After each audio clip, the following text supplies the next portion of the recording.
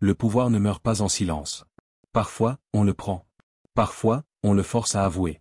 Le monde pensait que c'était fini. Que le coup d'État en Côte d'Ivoire s'était conclu par la chute du président Alassane Ouattara.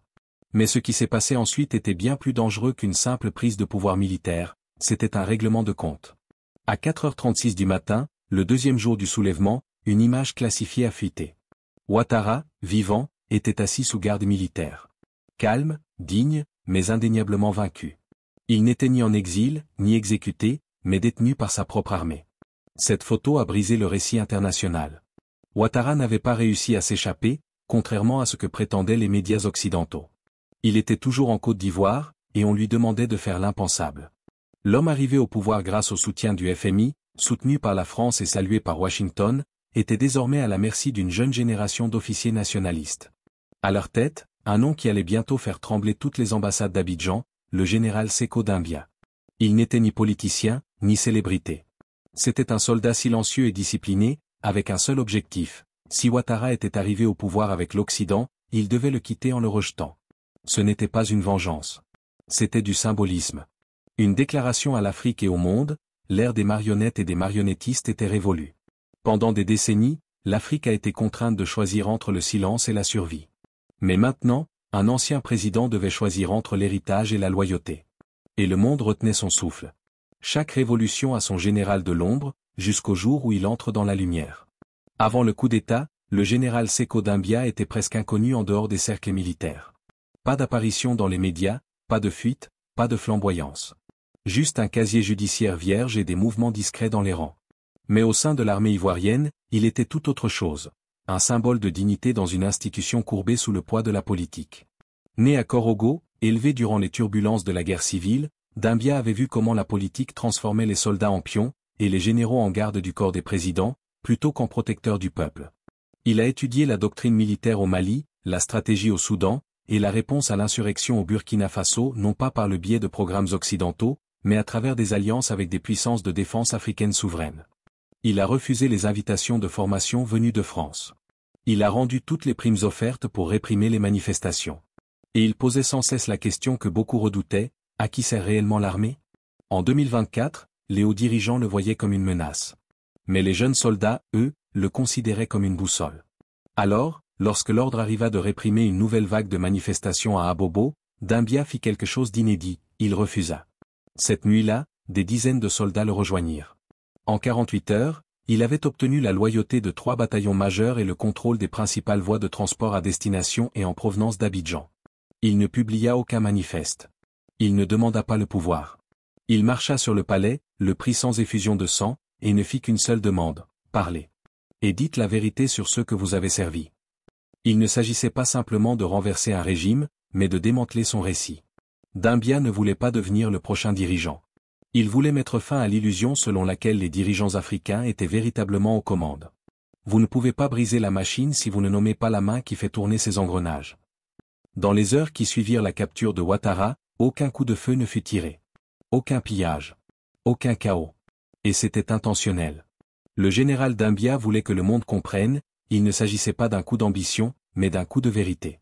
À l'intérieur d'une base militaire fermée, en périphérie de Yamoussoukro, le président déchu reçut des soins médicaux, de la nourriture, et une simple demande écrite, un paragraphe à lire à haute voix à la télévision nationale. Moi, Alassane Ouattara, je reconnais que certains éléments de ma gouvernance ont été façonnés et guidés par l'influence étrangère, et je reconnais le droit de la Côte d'Ivoire à déterminer son propre destin politique et économique sans ingérence. Au début, il refusa. Il était fatigué, acculé, embarrassé, mais pas brisé. Il croyait que l'Occident viendrait le chercher, que la France le condamnerait, que les États-Unis exigeraient sa libération. Mais personne ne le fit. Le silence était total. Un silence qui, peu à peu, commença à l'étouffer. Pendant ce temps, les forces de Doumbia commencèrent à publier des documents, contrats secrets, paiements offshore, accords de ressources signés avec des sociétés françaises sans l'approbation du Parlement. Ils ne l'ont pas calomnié. Ils l'ont étouffé, avec des reçus. Un seul dossier révéla qu'une entreprise énergétique européenne avait versé 82 millions de dollars pour des conseils de développement sur un compte lié au cercle intime de Ouattara. Ce n'était pas un scandale. C'était la confirmation de ce que les gens avaient toujours soupçonné. Puis vint le deuxième message de Doumbia. Pas adressé à Ouattara, mais au peuple. Nous n'avancerons pas tant que le passé n'admettra pas ce qu'il était. La Côte d'Ivoire n'exigeait pas des excuses. Elle exigeait des aveux. Parce que la véritable indépendance ne commence pas par des élections. Tout commence par la vérité. Ce qui brise un homme, ce ne sont pas les chaînes. C'est le silence, suivi de la clarté. Pendant 3 jours, Alassane Ouattara resta silencieux. Le monde extérieur spéculait. Les médias internationaux continuaient de présenter l'histoire comme une assignation à résidence, une transition négociée ou une instabilité temporaire. Mais à l'intérieur des murs de la base militaire, la réalité était bien différente. Ouattara n'était pas torturé. On lui rappelait, page après page, dossier après dossier, les conséquences de sa présidence. Les permis miniers accordés sans examen parlementaire, le déploiement de gendarmes pour réprimer les manifestations anti-CFA, le renouvellement silencieux des accords d'accès militaire français en échange de la clémence du FMI. Chaque matin, les envoyés de Doumbia lui remettaient un dossier. Chaque soir, on lui offrait la possibilité de répondre non pas à eux, mais au peuple. Mais il refusa, jusqu'au 4e jour. Ce moment fut discrètement capturé par une caméra. Ouattara, assis en uniforme, se pencha en avant et murmura. « Si je parle, ils m'abandonneront, et si je ne parle pas, je m'abandonnerai moi-même. » Ce n'était pas la peur. Ce n'était pas la fierté. C'était la conscience d'un homme réalisant que ses sponsors étrangers ne le soutenaient plus. Partout sur le continent, des dirigeants africains observaient la scène. Certains étaient terrifiés. D'autres, impressionnés. Car il ne s'agissait plus seulement de la chute d'un président. Il s'agissait de l'avènement d'un nouveau type de responsabilité, une responsabilité qui ne pouvait être réduite au silence par des ambassades ou des dollars. Pendant ce temps, à Abidjan, les gens se rassemblaient. Pas en signe de protestation, mais dans un silence lourd de sens. À l'extérieur du bâtiment de diffusion de la RTI, les citoyens restaient assis pendant des heures, brandissant des pancartes où l'on pouvait lire. Laissez-le parler. Et aussi, avant les élections, écoutons la vérité. Nous pardonnons, mais pas sans confession. Ce n'était pas de la vengeance. C'était une thérapie nationale. Le général n'avait pas demandé la reddition. Il avait demandé la vérité. Et ce faisant, il avait transformé en arme quelque chose de bien plus puissant que la peur, la conscience. Le silence n'est jamais neutre. Parfois, c'est de la complicité. Alors que la Côte d'Ivoire retenait son souffle, en attendant le prochain mot de Ouattara, le monde occidental restait silencieux. Étrangement silencieux. Il n'y eut aucune tentative officielle de sauvetage, aucun convoi diplomatique urgent, aucune menace de sanctions, ni session d'urgence de l'ONU. Pourquoi ? Parce que la France, l'Union européenne et les États-Unis avaient calculé. Défendre publiquement un dirigeant déchu, connu pour ses accords en coulisses et sa répression politique, alors que les preuves de corruption inondaient les réseaux sociaux, aurait été un désastre en matière de relations publiques. Ils avaient une décision à prendre, condamner le coup d'État et risquer une réaction négative à l'échelle continentale, ou rester silencieux et laisser un atout vieux de plusieurs décennies tomber discrètement dans l'insignifiance. Ils ont choisi le confinement. Les déclarations venues des capitales occidentales reprenaient le même langage éculé. Nous appelons à la retenue. Nous appelons au calme et au dialogue. Nous suivons la situation de près. Mais sur le terrain, les Ivoiriens ne surveillaient pas. Ils bougeaient. Les universités commencèrent à organiser des forums ouverts sur l'héritage du règne de Ouattara. Des professeurs autrefois silencieux prirent la parole publiquement, dénonçant la manière dont la souveraineté avait été échangée contre la stabilité. Un économiste renommé de l'université Félix Houphouët-Boigny prononça une phrase qui devint virale. Nous n'étions pas gouvernés. Nous étions gérés depuis l'étranger. Pendant ce temps, les documents publiés par l'administration de Doumbia circulaient bien au-delà des frontières ivoiriennes. À Ségou, au Mali, au Tchad, en RDC, les militants commencèrent à recouper les accords commerciaux de leur propre gouvernement. Ils se demandaient combien de dirigeants cédaient discrètement leur richesse nationale en échange de faveurs internationales. Le coup d'État n'était plus un événement national. Il était devenu un référendum continental sur l'emprise postcoloniale de l'Occident. À l'intérieur du complexe militaire, Ouattara le savait. Chaque fois qu'il hésitait à parler, un écran était installé, lui montrant la foule grandissante à l'extérieur des gens qui attendaient juste un moment d'honnêteté. Et la 7e nuit, enfin, il demanda. « Si je parle, cela fera-t-il une différence ?» Le général Doumbia répondit calmement. « Oui. Parce que vous étiez leur outil. Mais vous pouvez choisir de ne pas mourir comme tel. » L'Occident voyait son illusion s'effondrer. Et dans les ruines, l'Afrique voyait autre chose. Un homme affrontait le système même qui, autrefois, l'avait couronné roi. Chaque empire connaît un moment qu'il ne peut effacer. Pour la France, ce moment était arrivé. Le matin du 8e jour, l'inattendu se produisit. Une diffusion nationale fut annoncée. Les réseaux autorisèrent la retransmission, les tours de téléphonie mobile dans les grandes villes furent renforcés. Des milliers de personnes envahirent cafés, maisons, marchés partout où il y avait un écran. Puis l'écran devint noir. Et soudain, apparut une image que personne ne pensait revoir un jour. Alassane Ouattara, assis, posé, vêtu d'une simple veste grise. Pas d'écharpe présidentielle, pas de drapeau. Juste un microphone. L'émission n'avait ni titre, ni filigrane, ni logo d'État. C'était une confession. Je parle aujourd'hui non pas en tant que président, mais en tant que fils de ce pays qui s'est égaré. La pièce devint silencieuse. Je croyais que je faisais ce qui était nécessaire. Je croyais que le partenariat avec l'Occident apporterait la prospérité. Mais en vérité, j'ai laissé la Côte d'Ivoire devenir complaisante envers les intérêts étrangers. Nous n'avons pas grandi. Nous avons été gérés. Et je les ai aidés à le faire. Il n'y eut ni larmes, ni gestes dramatiques. Juste le dénouement de décennies de tromperies diplomatiques. Ouattara confirma. Des contrats miniers secrets signés à l'insu du public. La pression d'ambassades occidentales pour emprisonner des figures de l'opposition. Le renouvellement discret de l'accès militaire français contre une remise de dette. La marginalisation d'activistes panafricains sous instruction directe des services de renseignement européens. Mais peut-être que la phrase la plus puissante fut celle vers la fin. Nous ne nous sommes pas battus pour l'indépendance afin de devenir les administrateurs d'un système d'écriture conçu à l'étranger. À la jeunesse d'Afrique, brisez le scénario.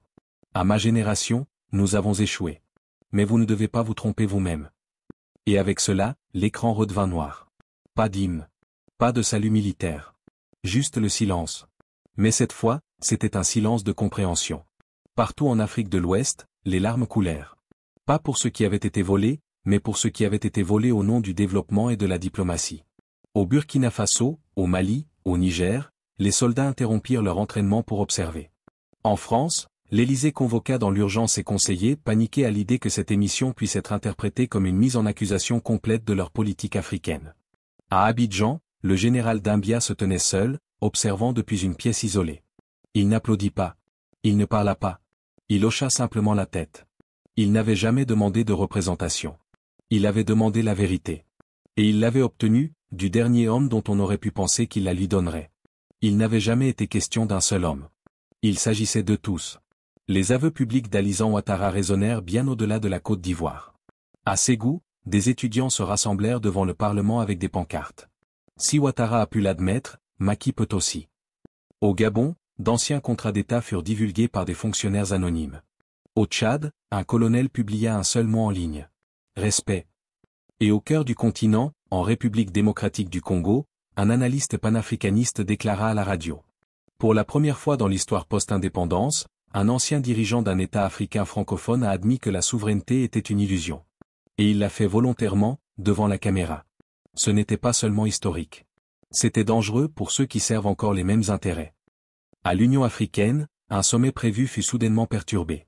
Certains dirigeants saluèrent la stabilité de Doumbia grâce à son approche fondée sur la vérité. D'autres, toujours attachés au patronage français, avertirent que cela créait un dangereux précédent. Mais la véritable conversation ne se déroulait pas dans les salles de marbre. Elle se passait dans les classes, les mosquées, les églises, les camps de réfugiés. Des mères dirent à leurs enfants. L'homme a enfin dit ce que nous savions déjà. Les professeurs mirent à jour leurs cours. Les podcasts politiques explosèrent. Une nouvelle expression devint tendance sur les plateformes africaines. Même la diaspora, à Paris, Bruxelles, Montréal organisa des projections du discours, suivies de débats publics. Mais pour le général Doumbia, il n'y eut pas de célébration. Son travail n'était pas terminé. Le lendemain, il s'adressa à la nation. Pas avec des défilés. Pas avec des drapeaux. Mais avec des paroles sobres. La Côte d'Ivoire a reçu la vérité. Il nous faut désormais bâtir sur cette base. Non pas pour punir le passé, mais pour protéger l'avenir. Il annonça les prochaines étapes. Une commission vérité et souveraineté, chargée d'examiner tous les partenariats étrangers. Une nouvelle charte civile, rédigée non par des élites, mais par des juges, des agriculteurs, des étudiants, des ingénieurs. Une feuille de route de 12 mois vers les élections, avec interdiction du financement étranger des campagnes. L'Afrique avait été trop longtemps contrainte de choisir entre le silence ou la rébellion. Maintenant, on lui offrait quelque chose de plus rare, la réflexion. Quand la marionnette parle, le marionnettiste n'a d'autre choix que de prétendre qu'il n'a jamais tiré les ficelles. Après les aveux de Ouattara, la France entra en crise. Le palais de l'Élysée convoqua une réunion d'urgence de ses conseillers. L'ambassadeur de France à Abidjan a demandé une réunion à huis clos avec le général Doumbia. Les médias français, de leur côté, se sont efforcés de contrôler le récit. Ils ont tenté de présenter les aveux de Ouattara comme une manipulation émotionnelle sous la contrainte, un effet regrettable de l'instabilité post-coup d'État, une mauvaise interprétation du rôle prétendument bienveillant de la France en Afrique de l'Ouest. Mais personne n'y croyait. Ni à Abidjan, ni à Dar, ni même à Paris. Même les jeunes militants français d'origine africaine se sont rassemblés devant l'Assemblée nationale, scandant « L'Empire est en train de tomber ». Et l'Empire le savait. La véritable crainte à Paris n'était pas que Doumbia ait pris le pouvoir. C'était qu'il n'ait pas essayé de le garder. Il ne cherchait pas d'approbation. Il ne jouait pas au même jeu.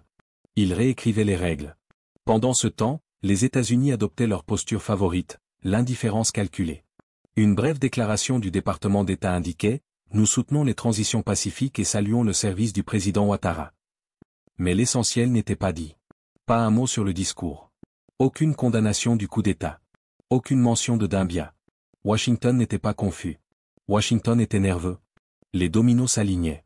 Si la Côte d'Ivoire pouvait faire cela sans s'effondrer, qu'est-ce qui empêchait le Cameroun, le Togo, le Gabon ou le Bénin d'en faire autant? La Russie et la Chine, elles, ont réagi très différemment.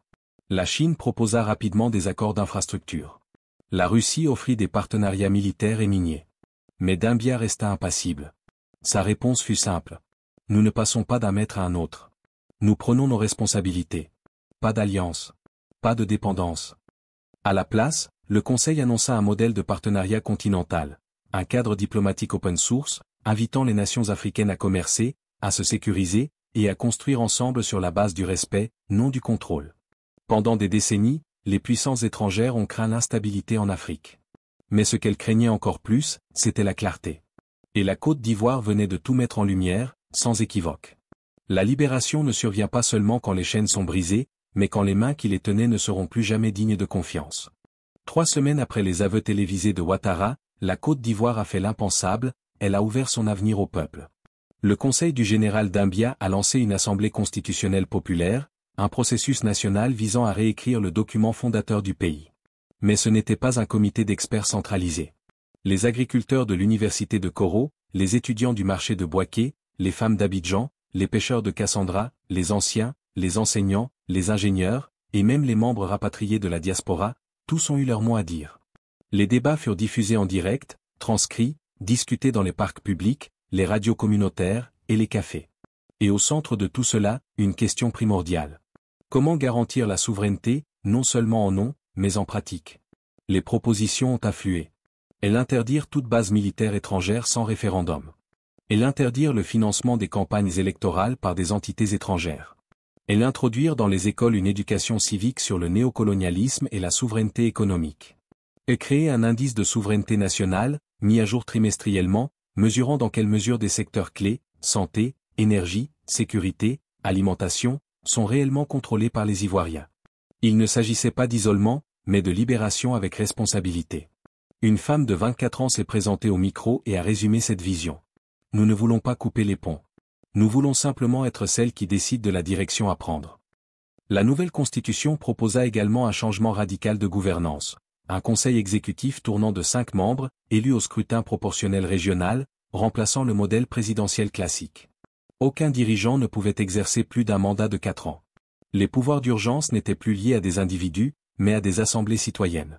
Pour de nombreux analystes occidentaux, c'était radical. Pour les Ivoiriens, c'était réparateur. Et Ouattara? Toujours vivant, toujours sous protection, toujours observé par le monde. Mais il n'était plus le centre. Lorsqu'on lui demanda s'il soutiendrait la nouvelle constitution, il répondit, depuis une pièce silencieuse. J'ai déjà parlé.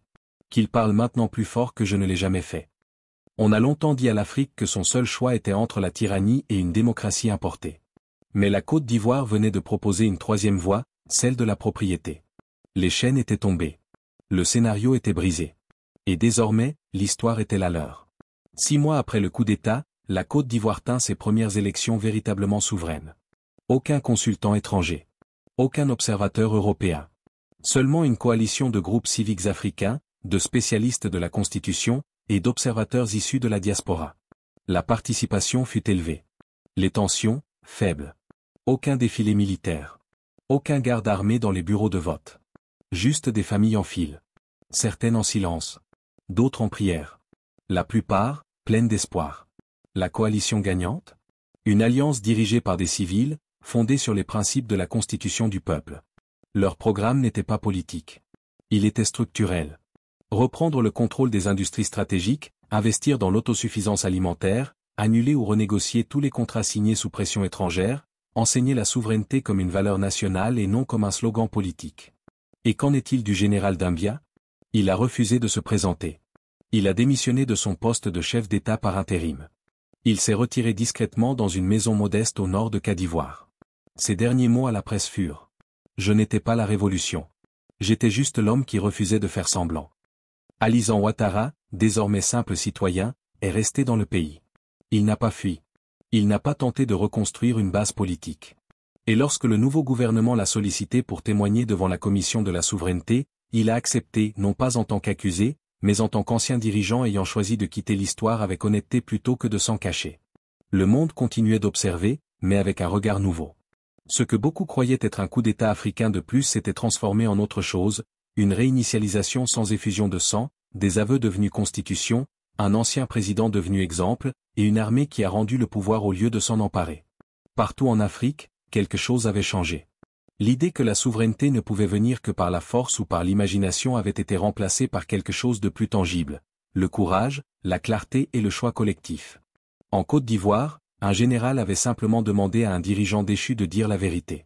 Le monde s'attendait à de la défiance. Ce qu'il a reçu, c'est l'histoire. Le rythme des tambours ivoiriens s'amplifie. Par-dessus, la voix d'un enfant récite. Nous n'avons plus peur. Nous ne sommes plus empruntés. Nous ne sommes plus gouvernés. Nous sommes la Côte d'Ivoire. N'oubliez pas de vous abonner pour ne rien manquer des prochaines vidéos. D'ailleurs, dites-moi en commentaire, vous me suivez de quel pays ?